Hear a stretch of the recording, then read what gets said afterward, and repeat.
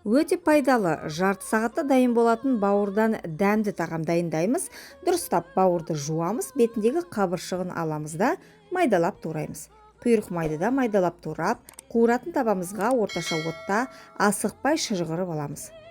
Шыжғырылғаннан кейін құйрықтарды шығарып, қалған майына бауырды асықпай араластыра отырып, орташа отта қуырамыз. Пиязды жоқалап сақиналап, қызыл болгар бұрышты және жасыл жартылай ащы бұрышты ұзыншалап, сарымсақты майдалап тураймыз. Бауырды араластыра отырып 15 минуттай қуырдым. Енді пиязды саламыз, 2-3 минут қуырамыз.